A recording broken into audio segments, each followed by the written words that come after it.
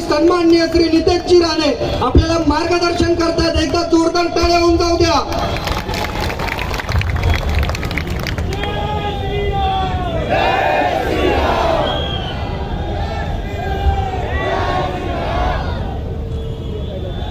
व्यासपीठावर उपस्थित असलेले राष्ट्रीय संत निलेश चंद्र मुनी महाराज, कोकण रत्न विश्वनाथ महाराज, उपस्थित असलेले अन्य सर्व प्रमुख मान्यवर, उपस्थित असलेले सर्व हिंदू बंधू भगिनींनो आणि माझे सर्व तरुण मित्रांनो,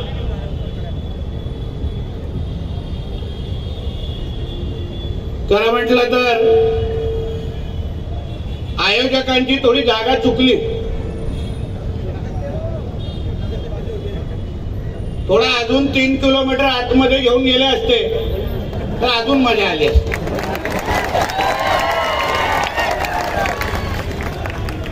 आता एवढ्या जवळ आणलंच आहे तर कुठेतरी थेट मुंब्राच्या चौकामध्ये ही सभा घेतली असती तर अजून मजा आली असती. कारण का शेवटी हे कोणाच्या आत्माचा मुंब्रा नाही आहे, हे आमच्या हिंदू राष्ट्रामध्ये ही मुंब्रा देवी आहे. मुंब्रा देवी, आणि म्हणून आम्हाला इथे सभा घेणं, आमच्या भगवत मुंब्रामध्ये जाऊन आमच्या या हिंदू भूमीवर छत्रपती शिवाजी महाराजांचा जयघोष करणं, यासाठी आम्हाला कोणाची परवानगीची गरज नाही. आणि म्हणून या निमित्ताने माझ्या अगोदर दोन्ही मान्यवरांनी थोडक्यात असली तरी आपल्या सगळ्यांमध्ये चांगली हवा भरलेली आहे. आज छत्रपती शिवाजी महाराजांच्या पुण्यतिथी निमित्ताने आज आपण छत्रपती शिवाजी महाराजांच्या नावाचा जयघोष करण्यासाठी ज्या हिंदवी स्वराज्याची स्थापना आमच्या छत्रपती शिवाजी महाराजांनी केली, त्या या हिंदू भूमीमध्ये आपण त्यांच्या विचार आणि त्यांनी दाखवलेल्या दिशा यावर विचार मांडण्यासाठी आपण सगळेजण इथे उपस्थित आहोत. छत्रपती शिवाजी महाराज जसा अगोदर आमच्या मान्यवरांनी उल्लेख केला, हिंदवी स्वराज्याचे संस्थापक, ज्यांना ब्रिटिशांनी त्यांच्या नावाचा उल्लेख करत असताना हिंदू सेनापती म्हणून केलेला. हिंदू सेनापती, त्यांना कोणी काय सेक्युलर राजा म्हटलं नाही. 18 पगड जातींना एकत्र करून हिंदवी स्वराज्याचा संस्थापक म्हणून आपण आपल्या छत्रपती शिवाजी महाराजांना ओळखतो. स्वराज्याची लढाई ही इस्लाम विरोधात होती, स्वराज्याची लढाई ही हिंदू विरुद्ध मुसलमान होती. हे आपल्याला स्पष्ट सर्वात पहिलं समजून घेतलं पाहिजे. म्हणून आपल्यातले काय आहेत भाडगाव, जे आम्हा लोकांना सल्ले देतात, जसं सगळा इतिहास त्यांनीच वाचलाय. आम्ही तेव्हा गोट्या खेळत होतो. पण म्हणे छत्रपती शिवाजी महाराजांच्या सैन्यामध्ये मुसलमान सैनिक होते. काय कोणाच्या पाकिस्तान मधला अब्बा मोजायला गेला होता काय? हा अर्धा आहे, दुसरा अर्धा आहे, असं कापलेले मोजायला गेलेले काय? ते काय पूर्ण नसतात ना. आम्ही जेव्हा बोलतो, ज्यांच्या विरुद्ध आमच्या छत्रपती शिवरायांनी लढाई केली, स्वराज्य उभं केलं, ते कशाला केलं? हा जो औरंग्य आहे, जो टिप्या आहे, ज्याची हे लोक चाटतात, तो काय करत होता औरंग्य नेमका? काय आहे त्याचा इतिहास? किती मंदिर आणि मूर्त्या त्यांनी तोडल्या, किती आमच्या माता भगिनींचं आयुष्य बर्बाद केलं. तो अगर इस्लामचा धर्म वाढवण्याचा प्रयत्न करत नव्हता,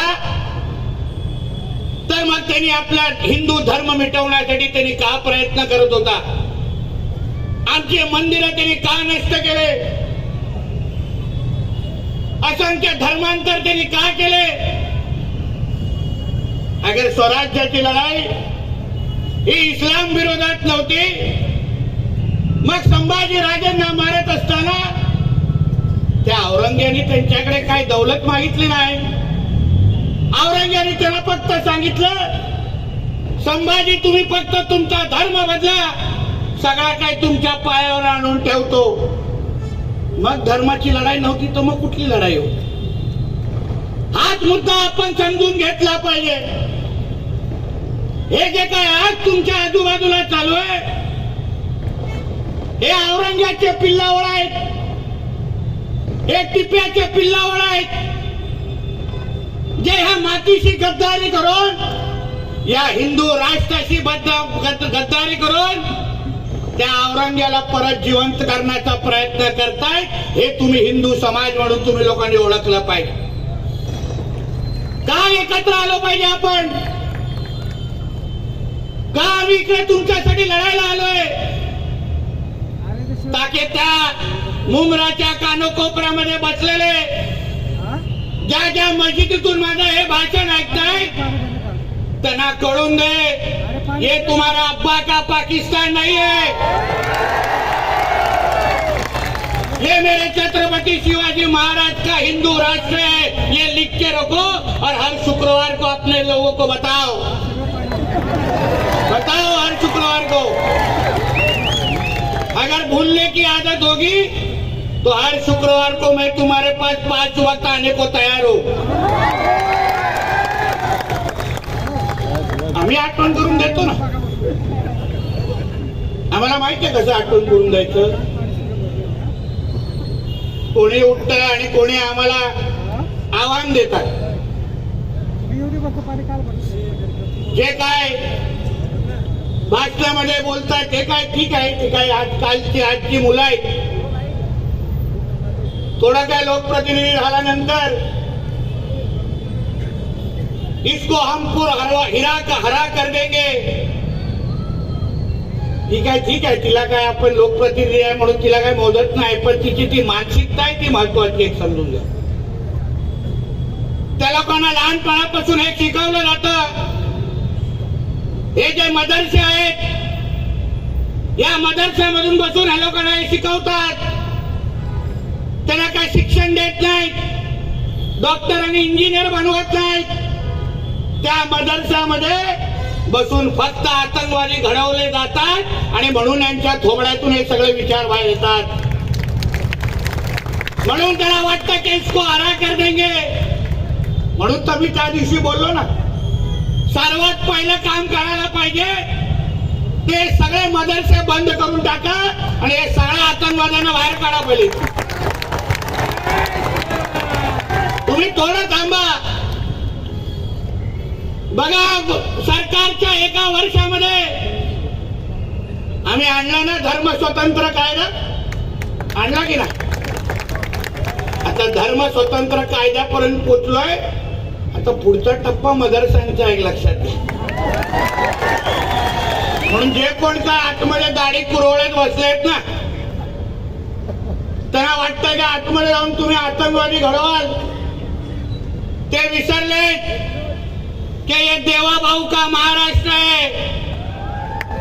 इधर ये सब मस्ती चलेगा नहीं. तुम्ही जिथे जिथे या हिंदू भूमीला कुठल्याही पद्धतीची अडचण करायला तयार व्हायला आम्ही उभे आहोत. तिथे आम्ही उभे आहोत.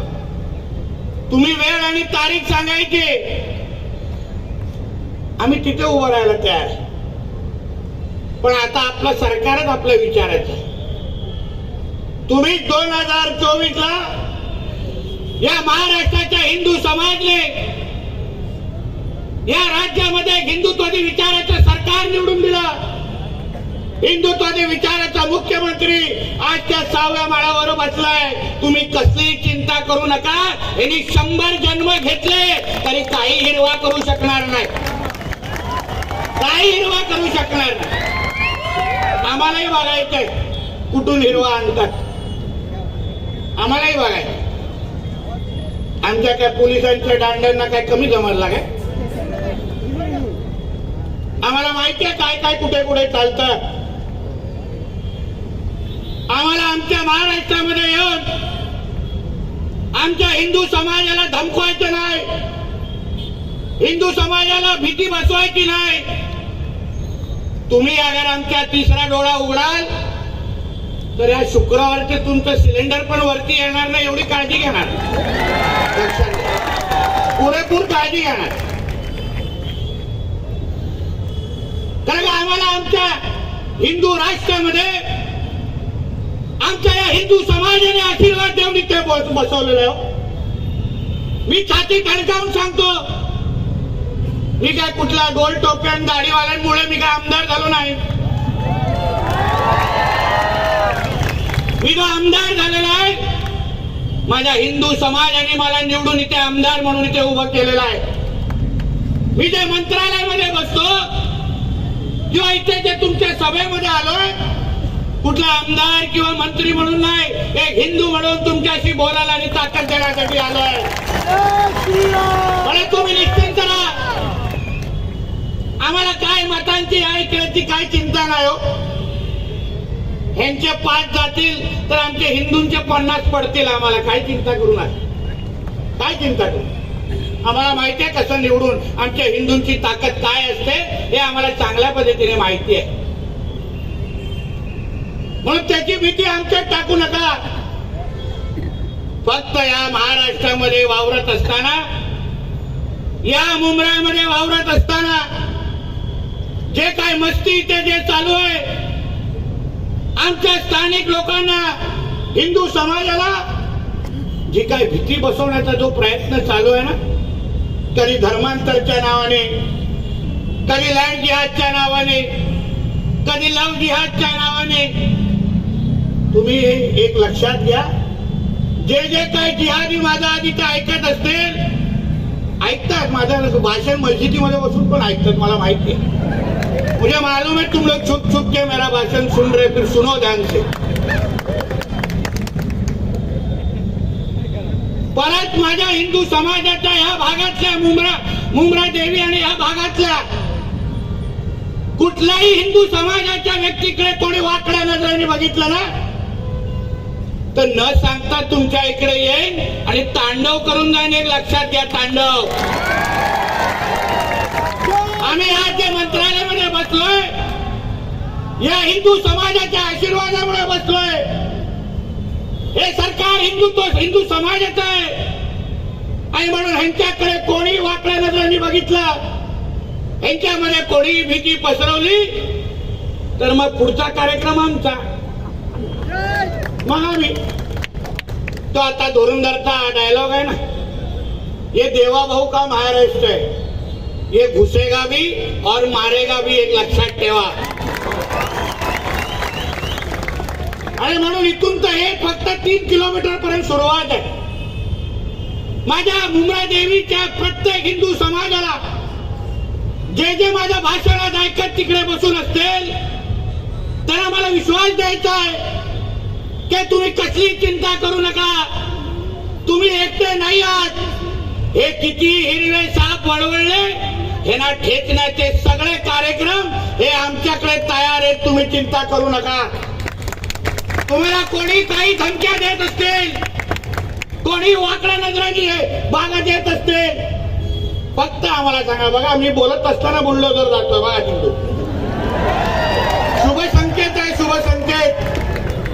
फक्त रिवर्स मारून बुलडोजर मुंबऱ्याला फिरवायचंय, बाकी काय नाही.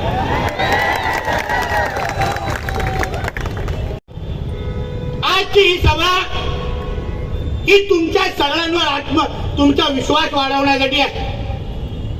हिंदू समाज म्हणून ज्या छत्रपती शिवाजी महाराजांनी आपल्याला एकत्र आणलं, ज्या छत्रपती शिवरायांनी आपल्या आयुष्याची पर्वा न करता आपल्यासाठी आयुष्य घालवलं, त्या छत्रपती शिवाजी महाराजांच्या हिंदू समाजाला सुरक्षित ठेवणं, त्यांच्या मागे उभं राहणं, त्यांना ताकद देणं हे त्यांचा मावळा म्हणून आमची प्रमुख जबाबदारी आहे. आणि म्हणून आम्ही इथे आज आलेलो आहे.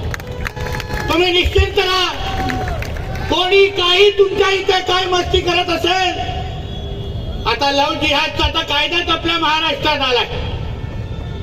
आता तू बघा, आमच्या हिंदू बहिणींकडे कोणी वाकडे नजरेने बघा. कोण शाहरुख खान, आमिर खान येऊन दे, दाखवतो त्याला. 7 वर्ष अशी जेलची हवा दाखवेल ना, साबण पण उचलायला जमणार नाही. समजून घ्या काय बोलतो. आणि तुम्हाला एक विनंती करतो मी सगळ्यांना,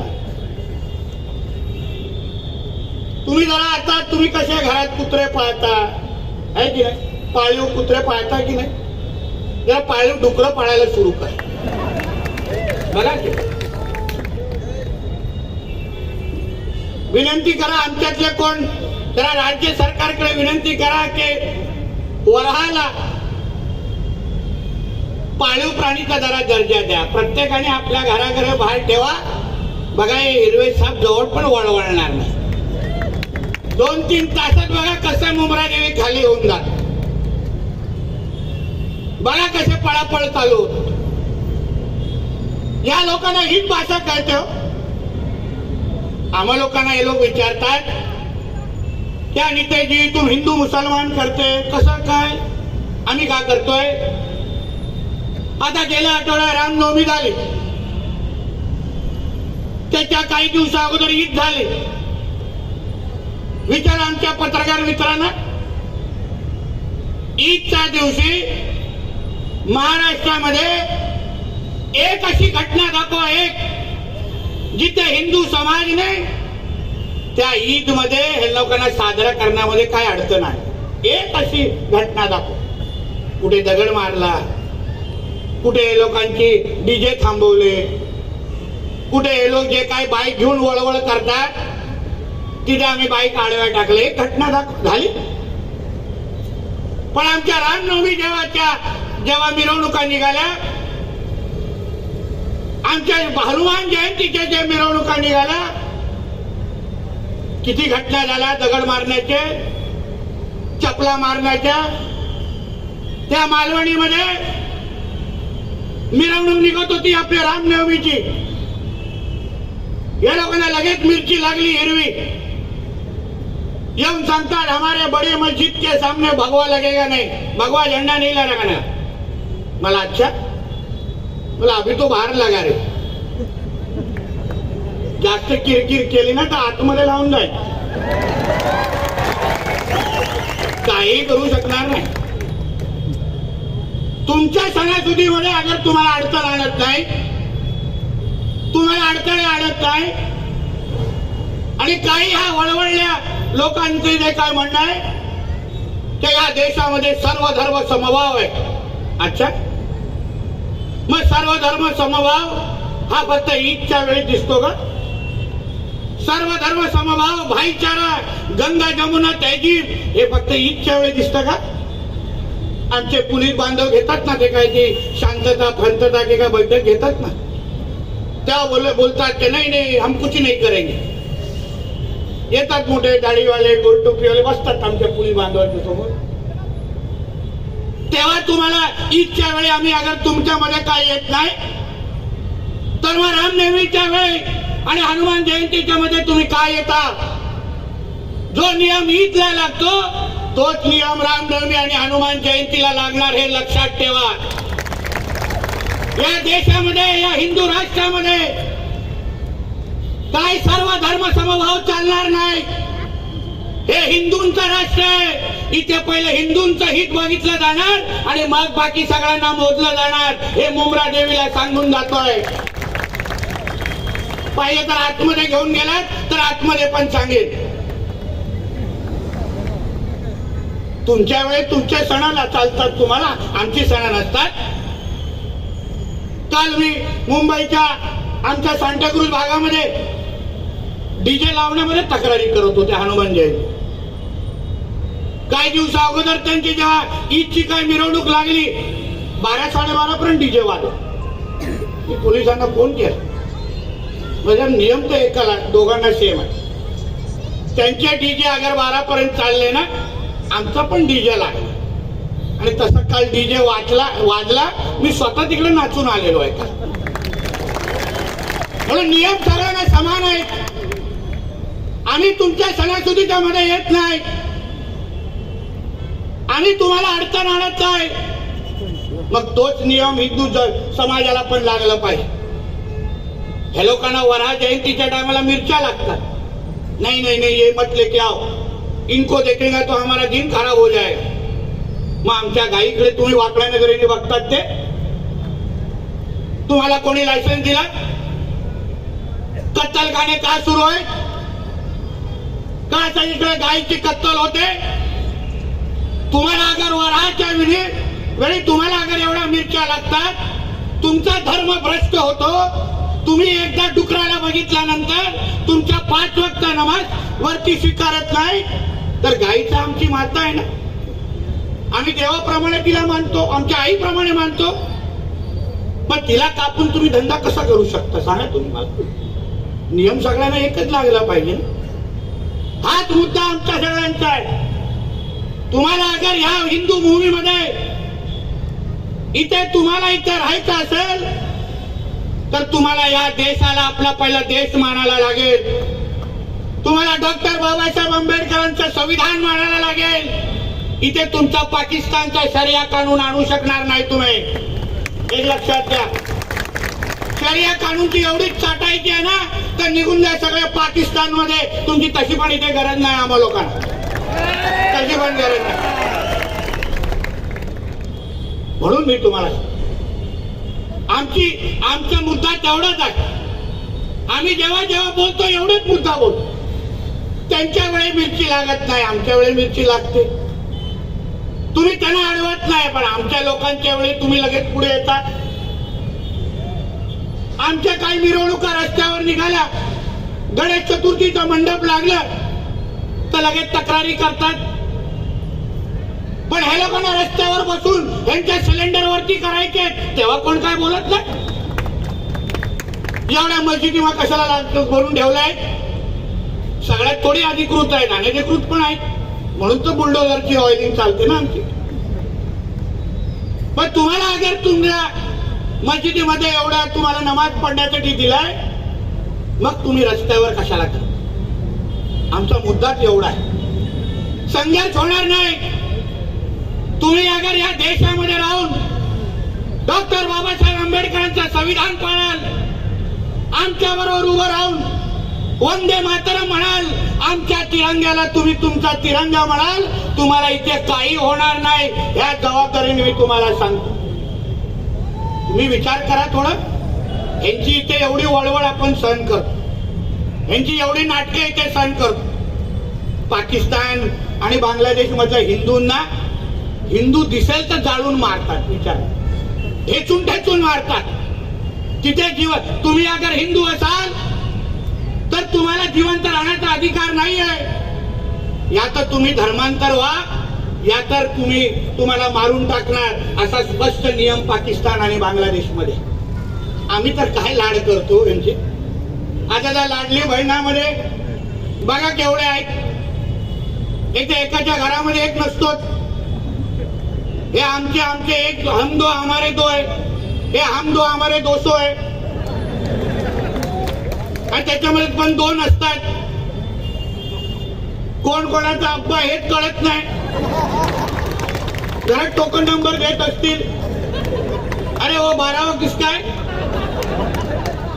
वो 30 वाला उधर खड़ा है, वो किसका है बाबा, लेके जाओ इसको, असं बोलवत असतील. एका बाजूला मोदींना शिवाय घालणार, मोदी साहेबांच्या विरोधात बोलणार, पण मोदी साहेबांच्या आणि फडणवीस साहेबांच्या प्रत्येक योजनाचा लाभ घेण्यासाठी हे पहिले पुढे रांगेत उभे राहतात. सांगा, तुम्हाला अगर मोदी साहेब आवडत नाही, तुम्हाला अगर फडणवीस साहेब आवडत नाही, मग ते बुरखा घालून तुम्ही पुढे का उभा राहता हे पहिलं मला सांग. आणि अर्धे तो बुरखेवाले खरंच आमच्या त्या भगिनी असतात ह्याच्यावर पण प्रश्नचिन्ह आहे हो. माझ्या मतदारसंघामध्ये तर एकाला बुरखा घालून 14 वेळा मतदान करताना आम्ही पकडलेलं, 14 वेळा. आणि मग हे लोकांना बोललो लगेच मिरच्या लागतात. तुम्ही ज्या मातीमध्ये राहता, ज्या देशामध्ये राहता, त्या देशाचा नियम पाळा, त्या देशाचं संविधान पाळा. कशाला करायचं तुम्हाला हिरवा? तू या देशामध्ये राहता, हिंदू राष्ट्रामध्ये राहता.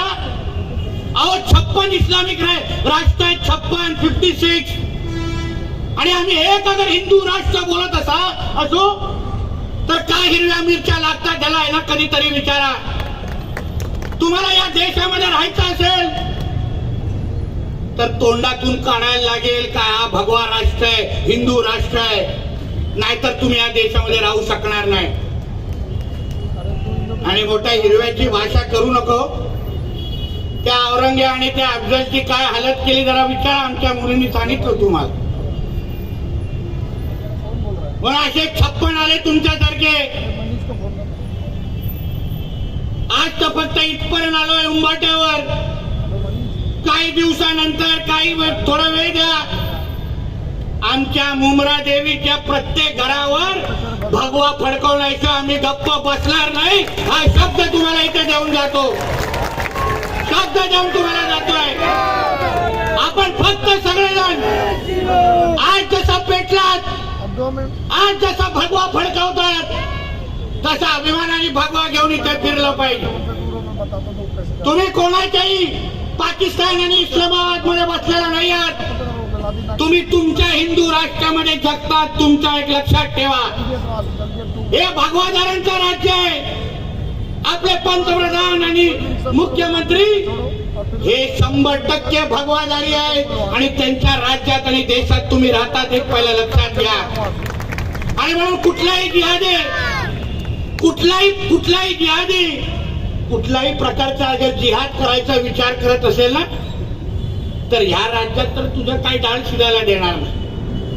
प्रत्येक जिहादाला तो कुठेही लपला असेल, कुठल्याही मदरसामध्ये राहत असेल, कोणाच्याही पायजामाच्या मध्ये बसला असेल, त्याला शोधून आम्ही ठेचून बाहेर काढणार. हे शब्द तुम्हाला इथे आम्ही देऊन जाणार आहे. एका जिहादाला आणि बांगलादेश आणि रोहिंग्याला जे अनधिकृत पद्धतीने इथे राहतात आणि त्यांना वाटतं इथे हिंदूंची जनसंख्या कमी करायची आहे, तुम्ही यांचा मनसुबे पहिले समजून घ्या. असे गरीब बनून येणार ते साप कोणसा भी नोकरी करेंगे.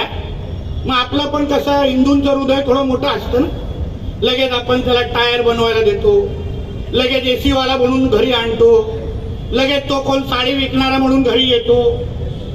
पण त्यांच्या डोक्यात वेगळे विचार असतात.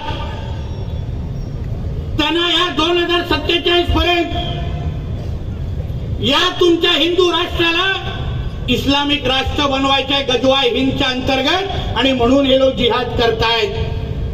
बोलवा कधी त्यांच्या मौलवींना, जसे आमचे 2 महाराज ना, कधी मौलवींना बोलवा माझ्यावर व्यासपीठावर आणि सांगा हा जे बोलतोय ते खोटं बोलतोय.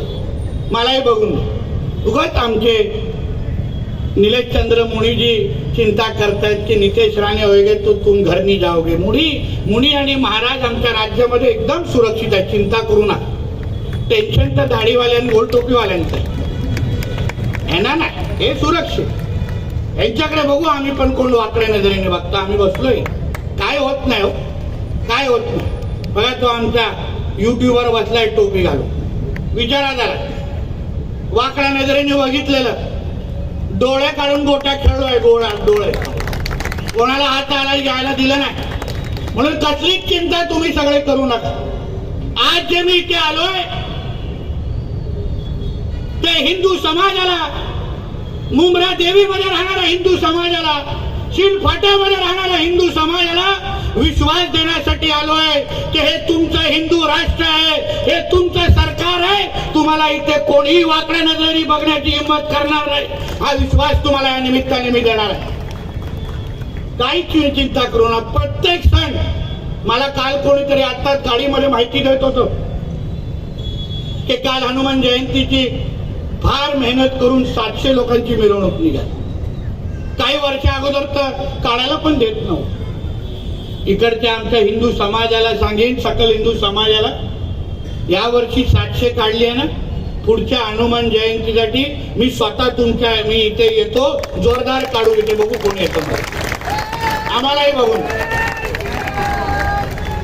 आणि म्हणून या निमित्ताने जे आज इथे आलोय ते हिंदू समाजाला विश्वास देण्यासाठी आलो.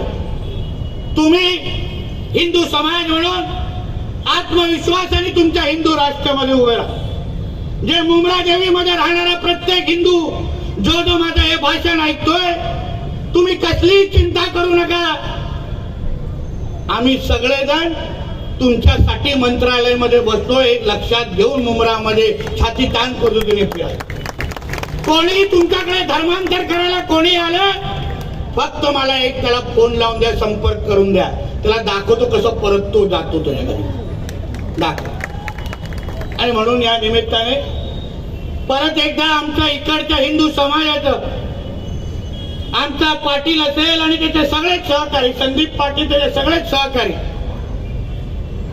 आमच्या हिंदू जागरणच्या सर्व सहकाऱ्यांना मी मनापासून तुमचं अभिनंदन करतो की तुम्ही ज्या पद्धतीने ते वातावरण भगवमय तयार केलंय, हे आता सुरुवात आहे. ही सुरुवात जोपर्यंत मुंब्रा देवीच्या प्रत्येक घरावर आपण भगवा झेंडा लढवत नाही, तोपर्यंत आपण आता स्वस्त बसायचं नाही, हाही शब्द तुम्हाला या निमित्ताने ते देतो. आणि मुलींना आणि महाराजांना सांगितलं, चिंता करू नका, आम्ही इस्लामपूरचं पण ईश्वरपूर करून दाखवलं, म्हणून मुंब्राचं पण मुंब्रा देवी करून दाखवणार, हा शब्द तुम्हाला मी इथे जाऊन जाणार आहे. कोणी आम्हाला थांबू शकत नाही. तो जितुदीन मितुदीन तर आम्ही नाश्त्यासाठी खातो, काय चिंता करू, काय चिंता करू. त्याला बघितलं ना सभागृहामध्ये माफी मागायला लागली, आणि बरं झालं फक्त सभागृहामध्येच भेटलं. आणि अजून बरं झालं की मी मंत्री आहे, नाही तर परत घरी गेला नसता. कारण का छत्रपती शिवाजी महाराजांचा विषय, छत्रपती शिवाजी महाराज आमचा बाप, एक लक्षात घ्या, आमच्या बापाकडे वाकड्या नजरेने बघाल तर परत डोळे ठिकाणावर ठेवणार नाही, हेही तुम्हाला सांगून जातो. तुम्हाला इथे औरंगे आणि टिप्याची चाटायची असेल तर निघून जा तुमच्या पाकिस्तानमध्ये, तुमची इथे कोणाचीच काही गरज नाही. आणि म्हणून आज हिमतीने तुम्हाला सांगायला आलोय, कसली चिंता करू नका. हा हिंदू राष्ट्र, हा आमचा महाराष्ट्र, हा आमचा मुंब्रा, ही आमची मुंब्रा देवी, ही तुमच्या इकडच्या हिंदू समाजाची आहे. तुम्ही अभिमानाने आणि छाती ठोक पद्धतीने इथे फिरा. आम्ही सगळेचे सगळेजण तुमच्या बरोबर आहोत, हाच विश्वास तुम्हाला मी आजच्या निमित्ताने देणार आहे आणि इथेच थांबणार आहे.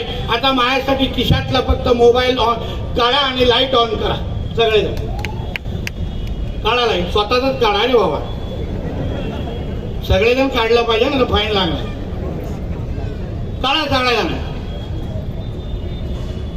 बोला जय श्रीराम. मुंब्रा देवीच्या शेवटच्या घरापर्यंत, त्या मस्जिदीपर्यंत आवाज गेला पाहिजे. बोला जय जय श्रीराम, बोला जय जय श्रीराम. भारत माता की, भारत माता की, वंदे वंदे. छत्रपती शिवाजी महाराज की, छत्रपती संभाजी महाराज की. बोला हर हर, बोला हर हर, बोला बजरंग बली की, बजरंग बली की. बोला जय जय श्रीराम. धन्यवाद. जय हिंद, जय महाराष्ट्र.